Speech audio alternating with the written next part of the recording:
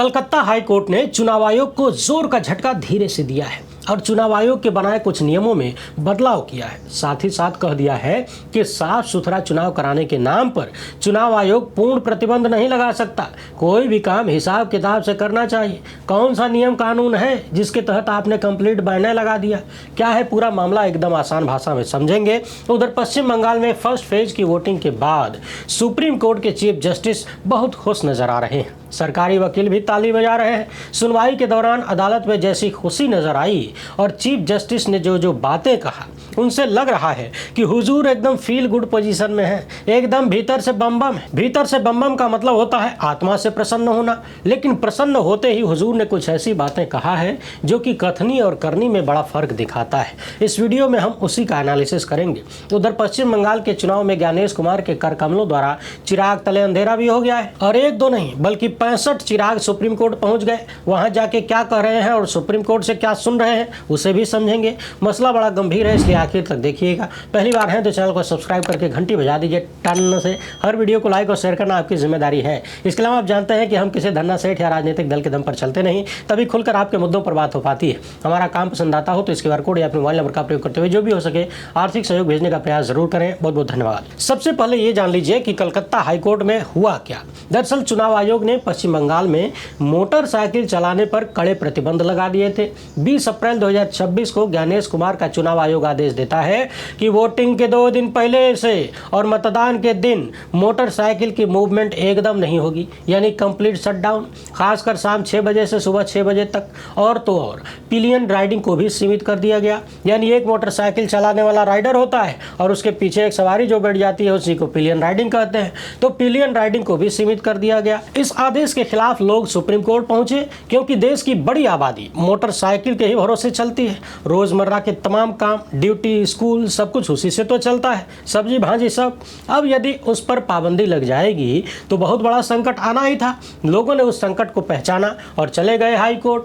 High court में justice Krishna Rao ने मामले को सुना और चुनाव आयोग के आदेश को बदल दिया, यानी आदेश को पूरी तरह से खारिज नहीं किया गया, उसमें बदलाव किया गया जिससे दोनों का काम बन जाए। और कलकत्ता हाईकोर्ट को साफ साफ कहना पड़ा कि फ्री एंड फेयर इलेक्शन के नाम पर ब्लैंकेट बैन नहीं लगाया जा सकता, यानी साफ सुथरा चुनाव कराने के नाम पर आप पूर्णतया पाबंदी नहीं लगा सकते चुनाव आयोग।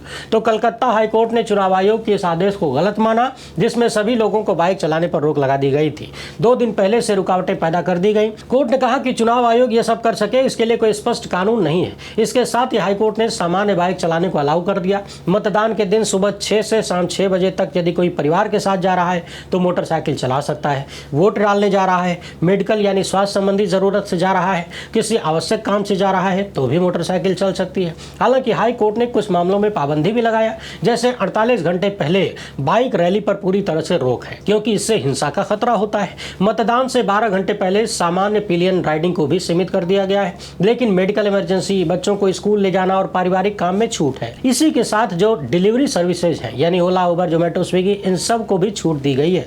जो ऑफिस जाने वाले लोग हैं वो ID कार्ड के साथ जा सकते हैं। हाईकोर्ट ने कहा कि चुनाव आयोग के पास पावर है लेकिन उसे कानून के अंदर रहकर काम करना होगा। पूर्णतया बैन लगाना गलत है। सभी नागरिक उपद्रवी नहीं होते हैं और कुछ के नाम पर आप सबको रोक नहीं सकते। सुरक्षा व्यवस्था तो पहले से ही मौजूद है, पुलिस है, पैरामिलिट्री है, वाहन चेकिंग की व्यवस्था है, फिर कंप्लीट बैन लगाने की जरूरत क्या है? वकीलों ने कहा कि मोटरसाइकिल ही बड़ी आबादी का मुख्य ट्रांसपोर्ट है साहब, इस पर बैन लगाना यानी काम करने के अधिकार को प्रभावित करने जैसा है। और जहां तक बात पुलिस से परमिशन लेके चलाने की है तो ये व्यवहारिक ही नहीं है। कितने लोग जाएंगे पुलिस से परमिशन लेने और कितनों को पुलिस परमिशन देगी? तो कुल मिलाकर चुनाव आयोग जो इस मामले में मठाधीशी कर रहा था उस पर कलकत्ता हाईकोर्ट ने रोक लगाया है, लेकिन केंचुआ की बड़की मठाधीशी तो चलिए रही है। अब आते हैं सुप्रीम कोर्ट में। पश्चिम बंगाल में पहले फेज की वोटिंग में 92% के आसपास टर्नआउट बताया जा रहा है। यह आंकड़ा अपने आप में बहुत बड़ा दिखता है। हालांकि बहुत सारे जानकारों का यह भी मानना है कि यह आंकड़ा इतना बड़ा इसलिए दिख रहा है क्योंकि लाखों की संख्या में वोटर गायब कर दिए गए। यदि वो सारे वोटर होते तो ये आंकड़ा 83% के आसपास होता। टीएमसी के कुछ सांसदों ने तो यहाँ तक दावा कर दिया है कि परसेंटेज बड़ा दिख रहा है, लेकिन वोटों की संख्या पिछली बार की तुलना में कम हो गई है। यानी वोट कम पड़ा है, लेकिन जब मूल संख्या घट जाती है तो परसेंटेज बढ़ जाता है। तो इन सारे तर्कों और आंकड़ों के बावजूद सुप्रीम कोर्ट की सुनवाई के दौरान भारत के चीफ जस्टिस सूर्यकांत बहुत प्रसन्न नजर आए। उन्होंने कहा कि भारत के नागरिक के रूप में मतदान का प्रतिशत देखकर मुझे बहुत खुशी हुई है। इस देश में लोगों को चुनाव में भाग लेना जरूरी है। यदि लोग लोकतंत्र में अपनी शक्ति, अपने मताधिकार को पहचानते हैं और कानून के शासन, लोकतांत्रिक प्रक्रिया और मूल्यों का पालन करते हैं तो वो हिंसा में लिप्त नहीं होते हैं। जिस तरह 90% से भी ज़्यादा लोगों ने वोट किया है, ये बहुत अच्छी बात है। इस तरह वोट करने से उन्हें पता चलता है कि लोकतांत्रिक व्यवस्था में ही शक्ति निहित है। दरअसल सुप्रीम कोर्ट में पश्चिम बंगाल एसआईआर को लेकर केस चल रहा था। कितने सारे विवाद हैं ये आप जानते ही हैं। केस चल रहा था, बहस हो रही है, 27 लाख लोगों का नाम त्रिशंकु बन के लटक रहा है, एक फेज की वोटिंग हो चुकी है। ये सब कुछ अभूतपूर्व है। दुनिया के किसी भी लोकतंत्र में ऐसी परिस्थितियां शायद कभी बनी हो। और इन सब के बाद भी भारत के सुप्रीम कोर्ट के चीफ जस्टिस 92% वोटिंग देखकर एकदम भीतर से बम बम हो जाते हैं कि एक नागरिक के रूप में मुझे ये देखकर बहुत खुशी हुई कि इतनी बड़ी संख्या में लोग वोट देने आए। अब यही सवाल पैदा होता है कि हुजूर माननीय, जब इतनी बड़ी संख्या में लोगों का नाम कट गया तब क्या महसूस किया आपने? जब लगभग कथित रूप से 90 लाख वोटर हटा दिए गए, 27 लाख का मामला पेंडिंग है, वो लोग वोट नहीं डाल पाए, 27 लाख में से मात्र 136 या 39 लोगों का नाम फाइनल हुआ। तो जब इस तरह से लाखों लोगों का वोटिंग राइट छीना गया, वो भी चुनाव आयोग की मनमानी, उसकी बदमाशियों के कारण, और आपने छीन जाने दिया, तब कैसा महसूस हुआ? इन लाखों लोगों का अधिकार छीनते हुए देखकर आपको खुशी हुई या दुख हुआ? इस सवाल का जवाब भी देश जानना चाहता है। आज 92% वोटिंग देखकर यदि आप सच में प्रसन्न हैं तो सोचिए आप तब कितने प्रसन्न हो जाते जब उन लाखों लोगों का नाम नहीं कटा होता, वो भी वोट दे पाते जिनके पास तमाम कागजात हैं और वो सारी दौड़ धूप करके थक चुके हैं, कोई सुनवाई नहीं हो पा रही। यदि वो भी वोट डाल पाते, उनकी संख्या भी इस 92% में जुड़ती, ये चुनाव इतना विवादित न होता, तब आपको कितनी खुशी होती? क्या आपको नहीं लगता कि इससे भी ज़्यादा खुशी मिल सकती थी? परंतु आपने वो मौका गंवा दिया क्योंकि आप न्यायपालिका के मुखिया हैं। इसे एक परिवार माने तो परिवार के मुखिया हैं। यदि परिवार के कुछ सदस्य खुशी मना रहे हों और कुछ लोग गम में डूबे हों, रो रहे हों, बिलख रहे हों, उनके अधिकार छीन लिए गए हों, तो क्या परिवार का मुखिया प्रसन्न हो सकता है? क्या मुखिया होने का यही धर्म होता है? तमाम याचिकाकर्ता सुप्रीम कोर्ट ये सवाल लेकर गए थे कि एसआईआर वैध है या अवैध है। इस सवाल का फैसला किए बगैर आपने एसआईआर की प्रक्रिया पर फोकस किया। आपके ऐसे बहुत सारे आदेश थे जिन्हें चुनाव आयोग ने साफ साफ मानने से इनकार कर दिया, बिहार से लेकर अब तक। फिर भी आपकी तरफ से कोई सख्ती नजर नहीं आई। बहुत सारे आदेशों में सिर्फ मनमाने ढंग से या फिर मानने का ढोंग रचा गया, फिर भी आप खामोश रहे। अब यही मामला देख लीजिए। 27 लाख पेंडिंग केसेस में से आपने कहा था कि वोटिंग से 2 दिन पहले जिनका नाम फाइनल हो जाएगा वो लोग वोट डाल सकते हैं, और पूरी व्यवस्था ने मिलकर, पूरे केंचुआ ने मिलकर 27 लाख में से मात्र 139 लोगों का नाम फाइनल किया। क्या आपको लगता है कि आपकी बात मानी गई? हर तरफ सवाल उठता रहा कि यदि एसआईआर इतना ही जरूरी है तो चुनाव को टाल दीजिए, कौन सी धरती पलटने वाली है? जब एसआईआर पूरा हो जाए, जनता संतुष्ट हो जाए, लोगों को महसूस हो कि वो देश के नागरिक हैं और उनके कुछ नागरिक अधिकार भी हैं, तब चुनाव करवाइए। ये कैसी खुशी है और कैसी खुशी का माहौल जहां पर सब शामिल नहीं है। वो 90 लाख लोग आज इस देश के बारे में क्या सोच रहे होंगे जिनका नाम काट दिया गया? वो 27 लाख लोग क्या सोच रहे होंगे जिनके बारे में कोई फैसला ही नहीं हो पाया? और ये फैसला चुनाव आयोग की कमजोरी से नहीं हुआ, सजा जनता को मिल रही है। सवाल है कि क्या ये खुशी संपूर्ण है और सबके लिए खुशी है कि 92% वोटिंग हुई? यदि हम मान भी लें कि कुल वोटरों की संख्या घटना बढ़ना छोड़ दें, तब भी क्या हम उन लाखों वोटों के नाम कटने पर खुशी जता सकते हैं? चीफ जस्टिस ने कहा कि लोगों को लोकतंत्र में वोट की ताकत समझनी चाहिए।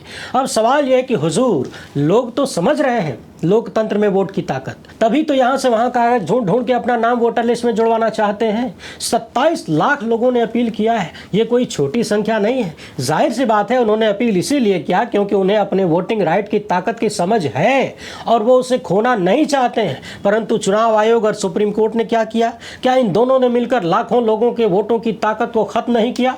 जो लोग तमाम तरीके के कागजात लेकर मौजूद हैं, क्या उनके अधिकार इन दो संवैधानिक संस्थाओं ने मिलकर नहीं छीना? ऊपर से सुप्रीम कोर्ट में एक माननीय जज कहते हैं कि इस बार नहीं वोट डाल पाओगे तो अगली बार डाल लेना। इस तरह की भाव वाली बातें करते हैं, यानी इस बार तुम्हारा संवैधानिक अधिकार लुट गया तो क्या हुआ, अगली बार ले लेना। अब कोई माननीय जज से पूछे कि आपको सुप्रीम कोर्ट में कुर्सी मिलते समय कोई कह देता कि इस बार छोड़िए जज साहब, अगली बार ले लीजिएगा, तो कैसा महसूस होता। सोचिए, चीफ जस्टिस दूसरों को लोकतंत्र में वोट की ताकत समझा रहे हैं, लेकिन शायद खुद उन्होंने समझने का प्रयास नहीं किया कि लाखों लोग जिनका वोट कट रहा है उनके वोट की ताकत का क्या होगा। आज आप बता रहे हैं कि जब बड़ी संख्या में लोग वोट करते हैं तो उन्हें पता होता है कि असली ताकत वोट में है। तो हुजूर, एक भारतीय नागरिक होने के नाते क्या आपको यह नहीं महसूस हुआ कि लोकतंत्र में नागरिकों की असली ताकत क्यों छीनी जा रही है? अरे यही तो वो ताकत है जो सबको बराबर में मिली है। एक भिखारी की भी और सेठ अडानी की भी ताकत बराबर है इस मामले में, भारत के प्रधानमंत्री की भी और मेरी भी बराबर है इस मामले में। लेकिन अमृतकाल में ये बराबरी भी छीन ली गई। सरकारी पक्ष के वकील कहते हैं कि सुरक्षा बलों ने अच्छा काम किया, चुनाव के दिन कुछ छोटी मोटी घटनाएं हुई लेकिन माहौल शांतिपूर्ण रहा। जस्टिस बागची कहते हैं कि राजाओं की लड़ाई में आम लोग मरते हैं। उधर दूसरे पक्ष के वकील का कहना है कि लोग डर के कारण वोट देने आए। जब SIR के माध्यम से उनके वोट काटे जा रहे थे तो जिनका नाम जुड़ गया किस्मत से वो सब निकल कर आए वोट डालने। खासकर माइग्रेंट वर्कर्स, यानी जो पश्चिम बंगाल से दूर दराज जाकर काम करते हैं, वो सब परिवारों के साथ लौट आए वोट डालने के लिए। काहे कि उन्हें डर था कि कहीं वोटिंग राइट संकट में ना आ जाए। कुछ अन्य मामलों को लेकर भी लोग सुप्रीम कोर्ट पहुंचे थे, तो सुप्रीम कोर्ट ने कहा कि आप लोग हाई कोर्ट या अपीलेट टर्मिनल में जाइए, हर मामले की सुनवाई हम यहाँ नहीं कर सकते। सुप्रीम कोर्ट ने उस मामले पर भी चिंता जताया कि 27 लाख अपील थी और सिर्फ 136 पर ही फैसला हुआ। इसे गंभीर माना गया, लेकिन मान के क्या किया गया इसका कोई जवाब नहीं। यानी हुजूर के मानने न मानने से कोई फर्क पड़ने वाला नहीं है जब आप कुछ करेंगे नहीं।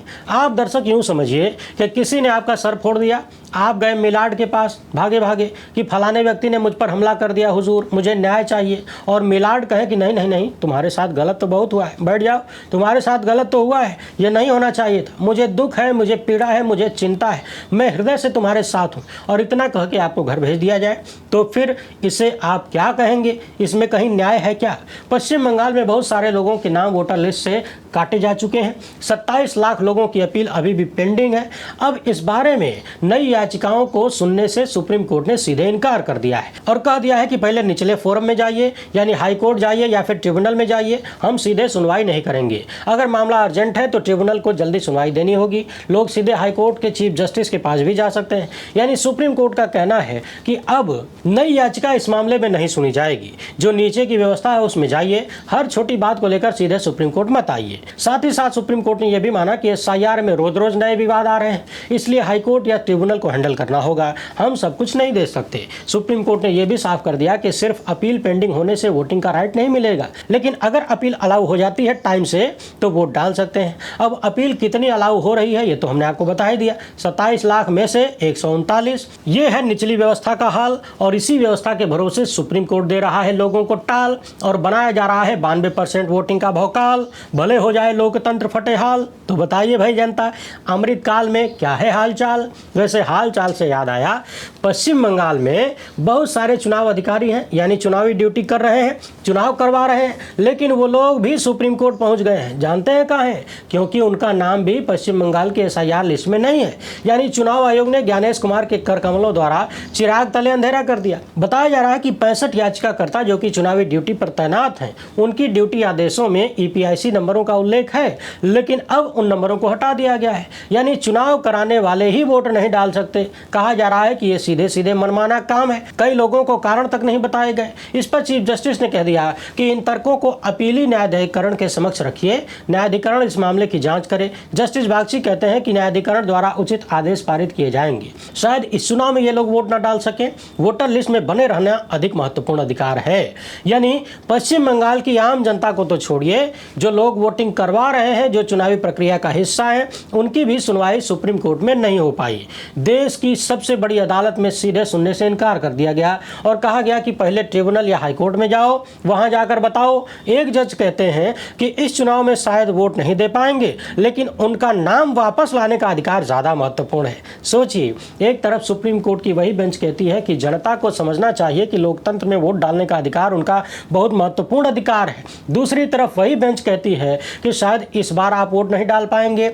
अब आप लोग ही बताइए, कथनी और करनी में कितना मेल है और कितना बेमेल है। भारतीय लोकतंत्र यहाँ पास है या फेल है। जब चुनावी ड्यूटी कर रहा व्यक्ति खुद वोट नहीं डाल पाएगा तो फिर वो दूसरों के लिए लोकतंत्र में भरोसा कहाँ से पैदा कर पाएगा। लेकिन टेंशन मत लीजिए, अरे बड़े बड़े अमृतकाल में ऐसी छोटी छोटी घटनाएं होती रहती हैं जी। आप लोग तो खाली वीडियो को ज़्यादा से ज़्यादा शेयर करिए, चैनल को सब्सक्राइब करके घंटी बजाइए और 15 लाख का इंतजार करिए।